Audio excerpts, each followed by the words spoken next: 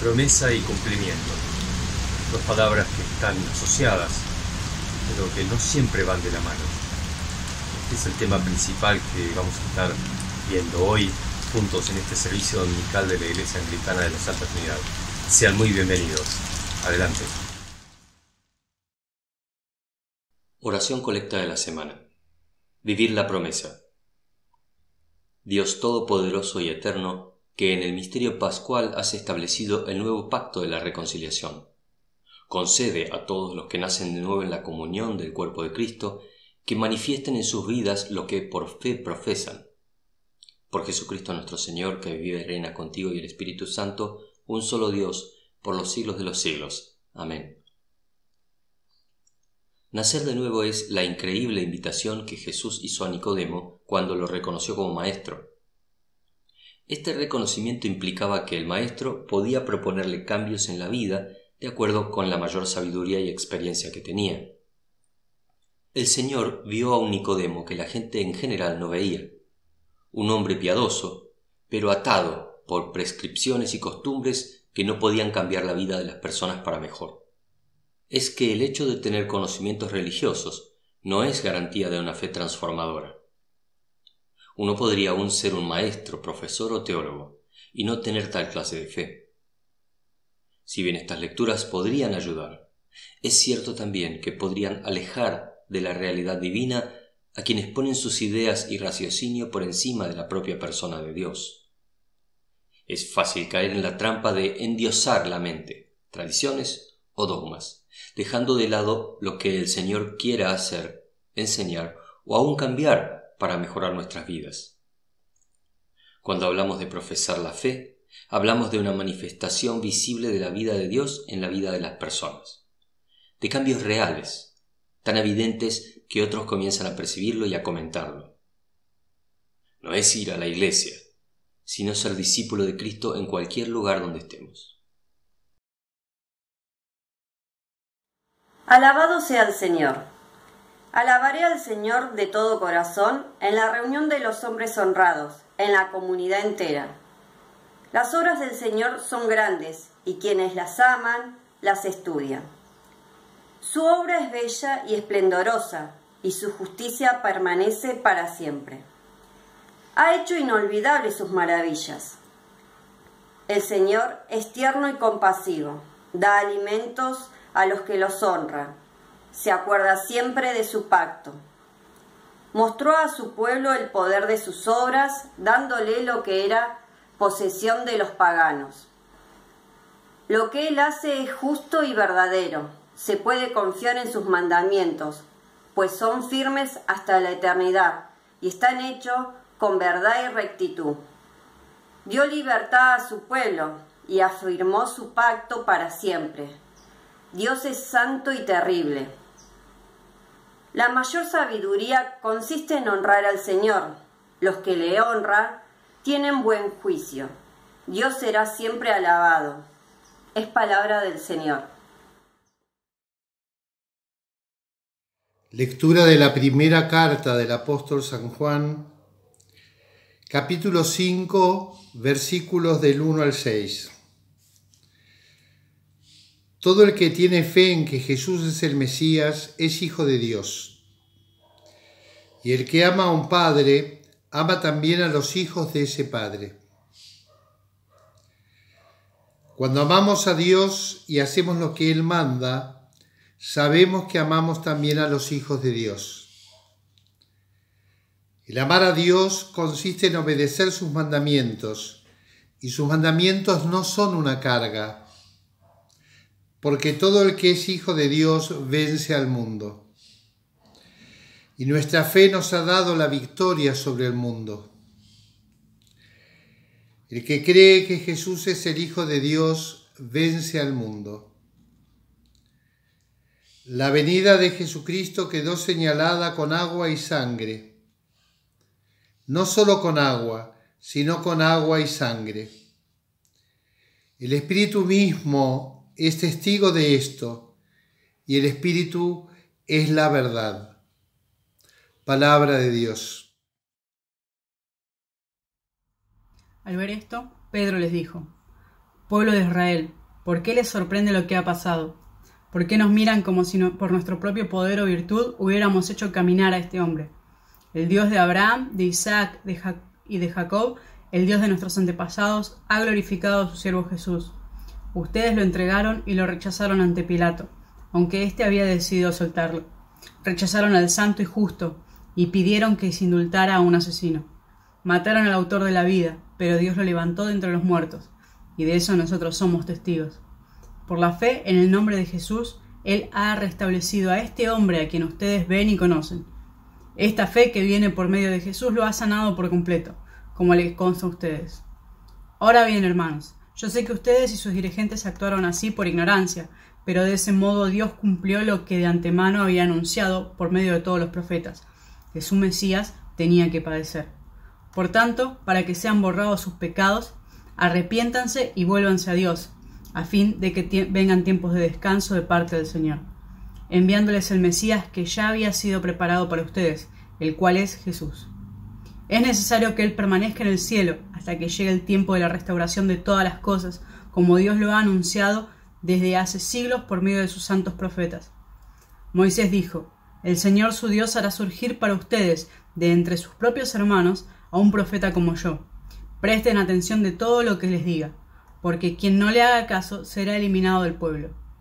En efecto, a partir de Samuel todos los profetas han anunciado estos días.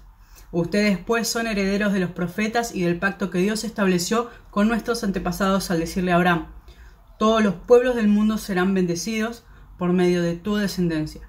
Cuando Dios resucitó a su siervo, lo envió primero a ustedes, para darles bendición de que cada uno se convierta de sus maldades. Es palabra de Dios. Este es el Evangelio de nuestro Señor Jesucristo según San Juan, capítulo 20, versículos 19 al 31. Al atardecer de aquel primer día de la semana, estando reunidos los discípulos a puerta cerrada por temor a los judíos, entró Jesús y poniéndose en medio de ellos los saludó: «La paz sea con ustedes». Dicho esto, les mostró las manos y el costado. Al ver al Señor, los discípulos se alegraron. «La paz sea con ustedes», repitió Jesús. «Como el Padre me envió a mí, así yo los envío a ustedes». Acto seguido, sopló sobre ellos y les dijo: «Reciban el Espíritu Santo. A quienes les perdonen los pecados, les serán perdonados, y a quienes no se los perdonen, no les serán perdonados». Tomás, al que apodaban el gemelo y que era uno de los 12, no estaba con los discípulos cuando llegó Jesús. Así que los otros discípulos le dijeron: «Hemos visto al Señor». «Mientras no vea yo la marca de los clavos en sus manos, y meta mi dedo en las marcas y mi mano en su costado, no lo creeré», repuso Tomás. Una semana más tarde, estaban los discípulos de nuevo en la casa, y Tomás estaba con ellos. Aunque las puertas estaban cerradas, Jesús entró y poniéndose en medio de ellos los saludó: «La paz sea con ustedes». Luego le dijo a Tomás: «Pon tu dedo aquí y mira mis manos. Acerca tu mano y métela en mi costado. Y no seas incrédulo, sino hombre de fe». «Señor mío y Dios mío», exclamó Tomás. «Porque me has visto, has creído», le dijo Jesús. «Dichosos los que no han visto y sin embargo creen». Jesús hizo muchas otras señales milagrosas en presencia de sus discípulos, las cuales no están registradas en este libro. Pero estas se han escrito para que ustedes crean que Jesús es el Cristo, el Hijo de Dios, y para que al creer en su nombre tengan vida. Esto es palabra de Dios. El diccionario de la Real Academia Española de Letras dice que una promesa es la expresión de la voluntad de dar a alguien o hacer algo por alguien. También dice que es un contrato preparatorio de otro más solemne o detallado o importante al cual precede, especialmente cuando se trata de, por ejemplo, una compraventa. También otra acepción de la palabra es un augurio, una indicación, un indicio, una señal de hacer, de esperar que algo suceda, especialmente un bien. Cuando alguien promete algo, expresa una voluntad de dar, una voluntad de hacer, una voluntad de preparar para algo más importante. Prometo que sucederá algo. y voy a hacer lo necesario para que eso suceda. Por eso la pregunta que yo me hacía al estudiar este tema es: ¿cuándo es necesario que alguien prometa algo? ¿En qué situaciones es importante que alguien prometa que va a cumplir algo? En principio, si no conozco a esa persona, si yo no lo conozco, no tengo mucha idea de cómo actuará. Si dice que algo sucederá y no conozco a la persona, bueno, probablemente tenga el derecho a la duda, ¿no es cierto? Bueno, ¿cumplirá o no cumplirá con aquello que promete que hará? También otro caso es si esa persona, por algún hecho del pasado, si yo la conozco y por algún acontecimiento del pasado, en el pasado no ha cumplido con aquello que dijo que iba a hacer, bueno, tengo también el derecho a la duda. Más que el derecho es el hecho, que dudo porque hay una experiencia previa de no cumplimiento de alguna manera, con lo cual ahí sí se hace necesario también, ¿no?, que alguien prometa que va a cumplir con aquello. Y un tercer caso, pensaba, es cuando aquello que la persona promete es algo que yo juzgo como difícil o imposible. Aquello que yo pienso, bueno, por más buena voluntad que tenga, es de difícil cumplimiento. Es como ponerlo en una responsabilidad aún mayor del cumplimiento, porque se trata de algo complejo, complicado, esencialmente difícil. Entonces la persona promete, asevera que va a tomar todos los recaudos posibles para cumplir aquello que prometió. Por eso, en esos casos parece ser necesario que alguien prometa que va a cumplir algo. Pero ¿qué pasa si Dios promete algo? ¿Es que es necesario que Él prometa algo? ¿Es que estas condiciones se cumplen? Bueno, en la lectura de Hechos de los Apóstoles, que más temprano escuchamos, vemos que el apóstol Pedro le aclara a sus interlocutores, a aquellos que habían llegado al lugar donde ellos se encontraban, les aclara, les predica y les aclara que Jesucristo, aquel que ellos habían mandado a matar, era el Mesías prometido por Dios. De hecho, Dios lo había anunciado desde antiguo, y Él para demostrar este hecho, vuelve a las palabras del Antiguo Testamento. En el libro de Deuteronomio, capítulo 18, el Señor promete lo siguiente: por eso levantaré entre sus hermanos un profeta como tú, pondré mis palabras en su boca, y él les dirá todo lo que yo mande. Si alguien no presta oído a las palabras que el profeta proclame en mi nombre, yo mismo le pediré cuentas.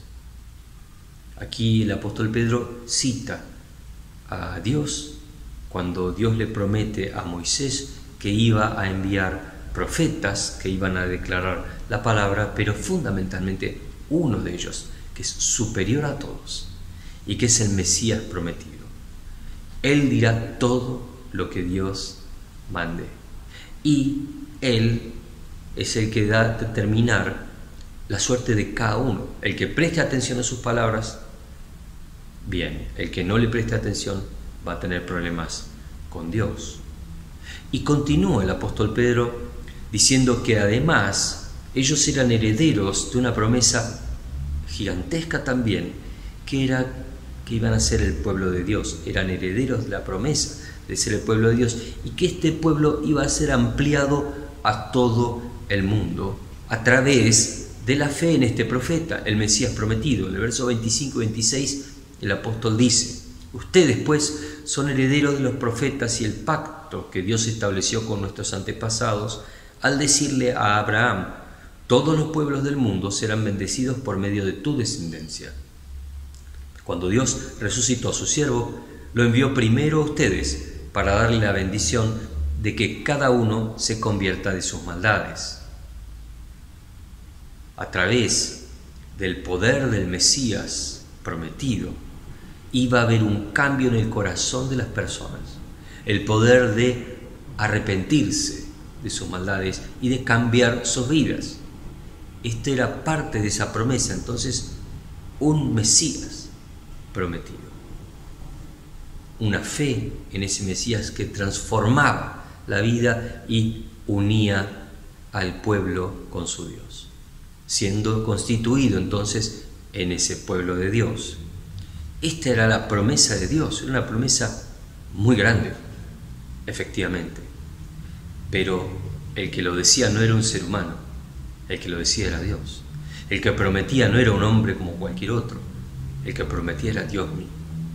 Por eso, volviendo al Evangelio ahora, cuando vemos lo que pasaba con los discípulos y con Jesús en este pasaje, nos empieza a quedar un poco más claro el porqué de lo que sucedió allí. Dice que cuando llegó Jesús estaban los discípulos aterrorizados en la noche, estaban atrancados, encerrados con 7 llaves, como decimos aquí, por un peligro real que ellos percibían de que los iban a matar también.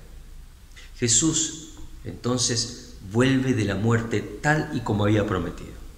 Él dijo que iba a regresar, que lo iban a matar, pero que él al tercer día iba a resucitar y que iba a volver a ellos. Por eso, cuando llega, da marcas, pruebas de su identidad. Muestra sus manos, muestra sus pies, muestra su costado. Este soy yo, no es un fantasma, no es otra persona, soy yo mismo. Y esta prueba entonces devuelve la confianza a sus discípulos. Es una riqueza que Dios había prometido desde tiempos inmemoriales y que iba a estar disponible para aquellos que creyesen en Dios, que creyesen que Dios, si promete algo, cumple. Entonces dice 3 cosas importantísimas que vamos a resaltar aquí. Primero, reciban la paz, el anhelo máximo del ser humano. Y lo dice incluso sugerentemente en 2 ocasiones seguidas en este pasaje. Comienza diciendo: entró Jesús y poniéndose en medio de ellos, los saludó. La paz sea con ustedes. Dicho esto, les mostró las manos y el costado. Al ver al Señor, los discípulos se alegraron. Esta es la primera alocución de su paz. El primer saludo cuando Él entra de manera imposible, ¿no es cierto? A través de las paredes entra y los ve y ellos lo ven. ¿Qué paz es esta? Es la paz del perdón, la paz de la reconciliación. Los discípulos tenían esto en el corazón. Ellos habían fallado al Señor. Ellos no habían dado testimonio del Señor. Ellos se habían dormido cuando el Señor dijo: velen conmigo porque estoy angustiado. Ellos se habían huido cuando se lo llevaron con la cruz al Gólgota. Ellos habían desaparecido y habían negado al Señor, especialmente Pedro, cuando le dijeron: vos lo conocés, seguramente venís con ellos. No, yo no lo conozco. 3 veces pasó. Entonces, todo eso estaba en el corazón de los discípulos de Jesús. Cuando Jesús les muestra las manos, el costado, las piernas, y volvió, dice: aquí estoy, miren, soy yo. Si hubiera estado enojado con ustedes, seguramente no hubiera parecido. La paz de la reconciliación con Dios. Pero además les dice una vez más: la paz sea con ustedes, repitió Jesús. Como el Padre me envió a mí, así yo los envío a ustedes. Esta segunda paz consecutiva tiene que ver con el shalom de Dios, con la integralidad de Dios. La paz no es solamente ausencia de conflicto, es estar en equilibrio, en paz, en relación correcta con Dios, con nosotros mismos y con los demás en forma integral. Y eso se hace solamente a través del poder de Dios, aquello que Dios estableció como su misión, la misión de reconciliar al ser humano consigo mismo. La misión de Dios se expresa de esa manera. Y para eso ellos necesitaban de una herramienta especial, si no, no iban a poder tener éxito en esa misión. Por eso, la primero era la paz. Lo segundo es el poder espiritual y material que solo Dios puede dar. Es el poder del Espíritu Santo, que no tenían ellos, naturalmente. Lejos estaban de tener ningún poder, ni material ni espiritual. Dice, acto seguido sopló sobre ellos y les dijo, reciban el Espíritu Santo. Esto es como cuando Dios comienza en el Génesis, ¿no es cierto?, con el hombre y le sopla su espíritu de vida, reciban el Espíritu. Pero no es ese mismo, es los dones necesarios para la tarea, los dones necesarios para la misión. El Espíritu de Dios es lo que Dios promete que iba a venir de una manera abundante y desconocida hasta el momento. Y esto va a suceder muy poco tiempo después, en Pentecostés, que pronto vamos a estar juntos analizando. Pero este era indispensable. Sin ese poder espiritual, Jesús no hubiera podido hacer nada. Y Jesús mismo les dijo en vida, es necesario que yo me vaya para que venga ¿quién? El Paracletos, el Espíritu de Dios. Él les guiará a toda verdad. Y esa era la misión del Espíritu Santo, y este es el comienzo. Está anticipando lo que iba a suceder, una nueva promesa de algo muy grande que iba a venir. Y en tercer lugar, ahora les da un nuevo poder, una nueva autoridad, y dice, a quienes les perdonen sus pecados les serán perdonados, y a quienes no se los perdonen no les serán perdonados. Ahora, esta señal de autoridad tiene que ver no con poder perdonar aquello que en que no he sido dañado yo mismo. Cuando uno peca, en primera instancia el pecado es contra Dios. Por tanto, quien tiene autoridad para perdonar pecados es solamente Dios, no nosotros. Yo no puedo perdonar a nadie por los pecados cometidos contra Dios. No tenemos esa autoridad. Esa autoridad la tiene Dios mismo. Nosotros proclamamos el perdón aquí, como hemos hecho el domingo pasado, en el momento en el cual nos arrepentimos de nuestros pecados frente al Señor para tener un momento digno de recibir el sacramento de la reconciliación. Este arrepentimiento libera el perdón de Dios, pero nosotros proclamamos el perdón de Dios como iglesia, no perdonamos a las personas. Dios perdona. Dios ha perdonado en Cristo Jesús por el trabajo de Cristo Jesús en la cruz y el derramamiento de su Espíritu en nosotros a través del agua del bautismo. Aquí llegamos a la reconciliación con Dios y Dios tiene el poder de perdonar. Lo que nos dio aquí es el poder de estatuir, organizar y gobernar su iglesia. Su iglesia que enseña entonces los pasos necesarios para ponernos en paz con Dios, para poder vivir con Dios, para poder ser discípulos de Cristo y así estar unidos con Dios. Ese es el poder que se nos ha dado. El problema es cuando no le creemos a Dios. Por más que Él haga y deshaga y haga y diga y se esfuerce, ¿qué pasa si nosotros, a pesar de todo eso, no creemos a Dios? ¿Se van a manifestar esos tres riquezas, poderes que nos había dado? Bueno, el ejemplo lo tenemos aquí mismo en el Evangelio, en Tomás, ¿no es cierto? Tomás es el hombre racional, es el característico ser humano racional que dice, bueno, si no lo veo no lo creo, si no lo puedo tocar no existe. Es un poco lo que escuchamos nosotros cada día, ¿no?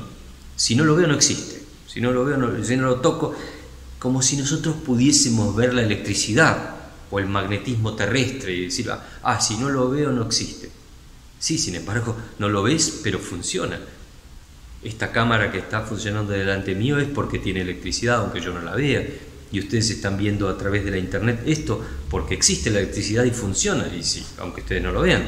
Entonces, hay muchas cosas que no vemos, que no percibimos con nuestros sentidos, y existen independientemente de eso. Hay muchas cosas que desconocemos por completo y que existen, efectivamente, más allá de que tengamos el poder de tocar, el poder de comprenderlo a través de los sentidos o de la inteligencia. Por eso es una tontería esto, si no lo veo, no lo creo. Por favor, nunca más digamos eso, es una absoluta tontería. La paciencia de Dios es asombrosa. Jesús le dice, bueno, Tomás, Mira, poné la mano acá. ¿Ves? Mete el dedo. Soy yo. Si yo dije que iba a volver. Y Tomás, que dice, bueno, se rinde ante la evidencia. Mi Señor, mi Dios. Era obvio. Jesús entiende a Tomás. Jesús nos entiende. Entiende que somos débiles, que somos obcecados, que somos personas medio ignorantes muchas veces. Dios, dice el libro de Números, en el Antiguo Testamento, no es hombre para que mienta, ni hijo de hombre para que se arrepienta. Si Él ha dicho algo, no lo hará. Si Él ha hablado, no lo cumplirá. Dios no es un ser humano. Si Él promete algo, es porque tiene el poder de cumplir y porque tiene un propósito con aquello que promete.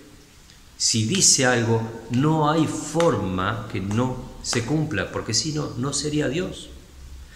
Dios tiene el poder para poder hacerlo. El problema es nuestro, es que somos débiles para creer. Con Dios no habría necesidad que nos prometa nada si nosotros no fuésemos tan débiles para creer. Bastaría su palabra y ya estaría hecho. Bastaría la palabra de Dios y ya no tendríamos nada que arguir, simplemente sería un hecho en nuestras vidas. A veces nos creemos muy razonables o muy racionales o muy inteligentes por dudar de todo, cuando la duda metódica es un tema científico nada más. Y es un tema bastante limitado. Es una estrategia. Dudar de todo no significa que somos más inteligentes. Tenemos que tener dudas razonables, por supuesto que sí. Pero si el que promete es Dios mismo, no es muy razonable dudar de Dios, porque Él no tiene posibilidad de no cumplir lo que promete. El problema está en nosotros entonces. No creer a quien tiene la posibilidad de cumplir todo lo que promete es una tontería. La prueba de eso es nosotros mismos. ¿Sentimos esa paz que Dios prometió? ¿Sentimos que tenemos poder espiritual y poder material para cumplir con el propósito de nuestras vidas? ¿Sentimos que tenemos autoridad espiritual para poder decir lo que sentimos al respecto y lo que creemos? ¿Podemos vivirlo, experimentarlo? Bueno, si la respuesta a alguna de estas tres cosas es negativa, o a las tres, es que efectivamente no estamos creyendo lo que Dios dice. Y el desafío entonces es a creerle a Dios, a decir, no importa si te entiendo o no, si no te entiendo demasiado, voy a estudiar y voy a esforzarme para entender. Pero para poder entender, primero tengo que creer. Porque hay cosas que nunca voy a comprender si yo no las creo, especialmente a Dios. Así que les animo, hermanos, hermanas que están mirando este video, a que crean. Es tiempo de creerle a Dios lo que Él mismo declaró. Él siempre ha dicho la verdad y siempre dirá la verdad. El tema está ahora en mí. ¿Creo las promesas de Dios? ¿Las conozco? Esforcémonos en conocerlas y en creerlas.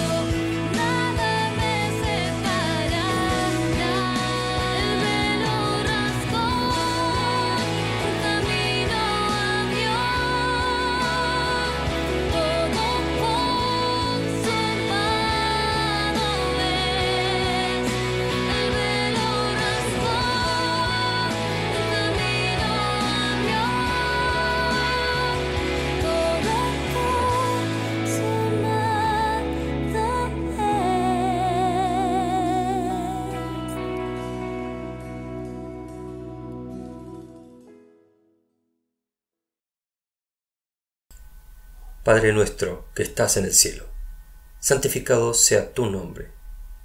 Venga tu reino. Hágase tu voluntad en la tierra como en el cielo. Danos hoy nuestro pan de cada día. Perdona nuestras ofensas, como también nosotros perdonamos a quienes nos ofenden. No nos dejes caer en tentación y líbranos del mal, porque tuyo es el reino, tuyo es el poder, y tuya es la gloria, ahora y por siempre. Amén. ¿Quién de nosotros tiene algo que Dios no se lo haya dado?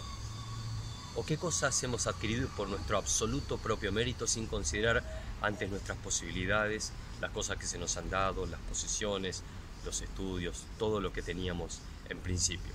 Todos debemos a Dios. Todos debemos a Dios en principio nuestra vida. Le debemos todo lo que tenemos, nuestra salud, nuestra familia, nuestro trabajo. Todo viene de su mano. Por eso Dios nos invita también a ser como Él, a ser generosos, a trabajar en pos de la creación del reino de Dios, de la sustentación del reino de Dios en este mundo, en dar generosamente también para su obra, y eso es lo que vamos a hacer ahora. Les invitamos a escuchar estos consejos de Dios, no consejos de hombres, sino de Dios, acerca de cómo debemos trabajar también estos aspectos de nuestra vida que tienen que ver con el dar, con la generosidad. Así como Dios es generoso, nosotros también debemos de serlo. ¿Acaso roba el hombre a Dios? Ustedes me están robando. Y todavía preguntan, ¿en qué te robamos? En los diezmos y en las ofrendas. Ustedes, la nación entera, están bajo gran maldición, pues es a mí a quien están robando. Malaquías 3, del 8 al 9. El que se hace instruir debe retribuir al que lo instruye con cualquier cosa que tenga. No se engañen, nadie se burla de Dios. Al final, cada uno cosechará lo que ha sembrado. Gálatas 6, del 6 al 7. Recuerden esto, el que siembra escasamente, escasamente cosechará, y el que siembra en abundancia cosechará. Cada uno debe dar según lo que haya decidido en su corazón, no de mala gana ni por obligación, porque Dios ama al que da con alegría. 2 Corintios 9, del 6 al 7. El primer día de la semana, cada uno de ustedes debe apartar algo, según lo que haya ganado y prosperado. 1 Corintios 16, versículo 2. Reflexión de la semana. Esperando lo inesperado. La fe es esto, Dios que habla al corazón, no a la razón. Por Blaise Pascal. ¿Es posible que lo inesperado no sea imposible? En nuestra vanidad humana podemos casi llegar a afirmarlo, o al menos vivirlo de ese modo. Si no espero que suceda, entonces no debería suceder. Es como si uno tuviese todos los elementos de juicio para afirmar irrefutablemente la ocurrencia de tal o cual suceso. La realidad nos demuestra, en cambio, que muchas veces se nos escapan detalles o desconocemos completamente el origen y el desarrollo de los hechos que dan lugar a lo que esperamos, y por ese motivo suceden cosas que no esperaríamos que sucedan. La fe no necesita todo este aparato de análisis y comprobación. Simplemente confía y espera. Y es que la fe da por sentado que no podríamos conocer todo aquello que haga falta para que ella no exista o no sea necesaria, mucho menos cuando se trata de cosas que no podemos conocer por nuestra razón o nuestros sentidos, que solo Dios puede revelar. Dios habla a la razón del hombre, pero eso no es fe, sino inteligencia y voluntad. Pero para lo realmente complejo e inaccesible, le habla al corazón, y eso se llama fe. ¿Cómo andamos por aquí? ¿Estamos esperando lo inesperado de parte de Dios? Y al final de nuestra reunión de hoy les agradecemos una vez más por su presencia, a todos quienes nos ven aquí por internet, a quienes en este momento a las 11 de la mañana están reunidos con nosotros, y a los que nos van a ver después, también a los que han colaborado de distintas maneras con la marcha de la comunidad y de la iglesia, y les invitamos a participar de las diversas actividades. Además de los cultos dominicales, hemos comenzado un estudio bíblico del libro de Hechos de los Apóstoles, Los viernes a las 9 de la mañana tenemos reunión de oración y luego estudio bíblico 9:40 y a las 20 horas. Así que más que bienvenidos a participar. En la placa tienen los emails de contacto y teléfonos donde les pasaremos también los códigos de acceso. Que tengan una muy buena semana y nos vamos en oración, como siempre pidiendo al Señor su guía y su protección. Señor amado, te damos gracias por el mensaje que nos has dado hoy, por este tiempo que hemos compartido y te rogamos que tu Santo Espíritu nos guíe y nos ayude en todo nuestro caminar cotidiano, creyendo en tus promesas, en el nombre de Jesús. Dios te bendiga, que tengan una muy buena semana.